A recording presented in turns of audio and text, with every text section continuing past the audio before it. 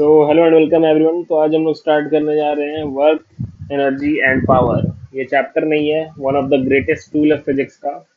तो हम लोग इंट्रोडक्शन पे आते हैं सबसे पहले। तो जैसा कि अभी तक हम लोगों ने वेलोसिटी को पढ़ा, एक्सेलरेशन को पढ़ा, तो इनका जो भी प्रैक्टिकल सेंस है लाइफ में वो एक्चुअल है मीन्स अगर मैं बोलूँ जैसे कोई बॉडी है वो 3 मीटर पर सेकेंड से जा रही है तो वो जा रही है, ठीक है। वो रियल लाइफ में भी हम लोग देखेंगे तो वो जा रहा है। बट अगर मैं बोलूँ कि अगर कोई बॉडी को हमने जैसे डिस्प्लेस किया या ब्लॉक को डिस्प्लेस किया by a force F to this position and again this body will come to this position, means basically अगर कोई बच्चा सुबह उठ के स्कूल जाता है, फिर स्कूल से पढ़कर वापस अपने घर आ जाता है, तो यहाँ पे जो वर्क डन है वो जीरो हो रहा है, ठीक है। क्यों हो रहा है? फिजिक्स के डेफिनेशन को समझते हैं वर्क डन का क्या है, ठीक है। तो work done by a force क्या होता है? बेसिकली अगर जैसे कोई ब्लॉक ऐसे है और इस पे फोर्स ऐसे लग रहा है, तो इसके दो कंपोनेंट आएंगे, एक horizontal component F cos theta, एक F sine theta perpendicular component, ठीक है।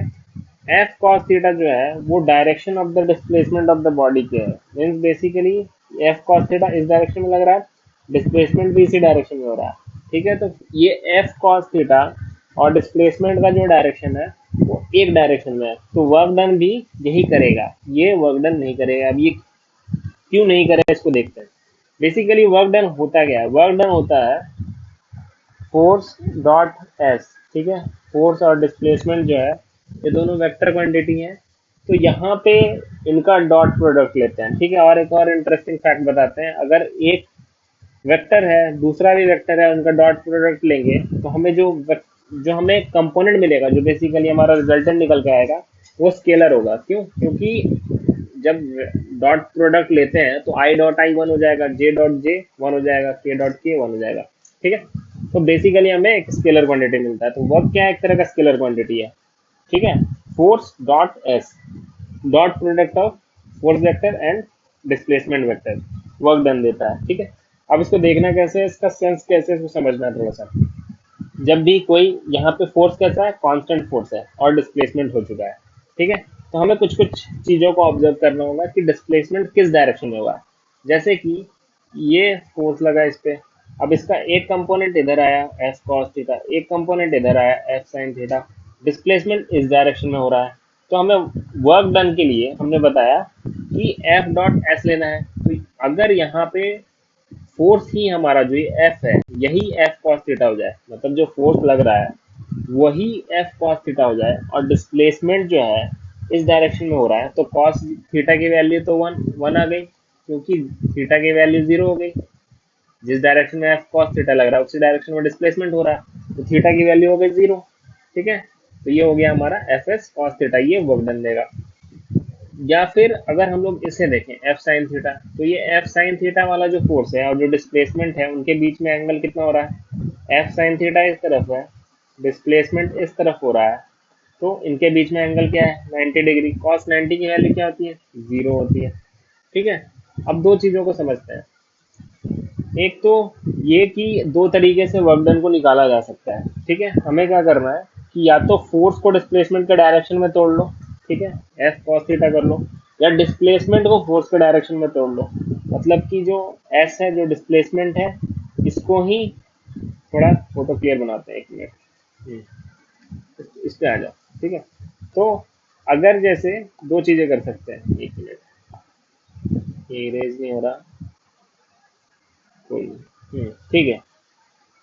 सो यहाँ पे हम लोग दो चीजें कर सकते हैं। एक तो जैसे इस पे फोर्स लग रहा है, ठीक है, तो इस फोर्स को हम लोग इस डायरेक्शन में ले जा सकते हैं, ठीक है, और डिस्प्लेसमेंट इस डायरेक्शन में होगा, तो हम लोग इसके कंपोनेंट को इधर तोड़ लेंगे, F cos theta dot S कर लेंगे, ठीक है।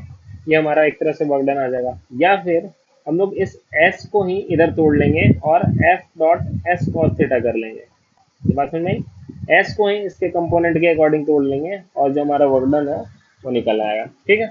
अब वर्क डन क्योंकि स्केलर क्वांटिटी है तो डिपेंड नहीं करता कि ये किस डायरेक्शन में आ रहा है, तो ऐसा हम लोग नहीं बोलेंगे कि ये वर्क डन जो है इस डायरेक्शन में आ रहा है, ठीक है, वर्क डन इस डायरेक्शन में आ रहा है, ऐसा कुछ भी नहीं है, ठीक है।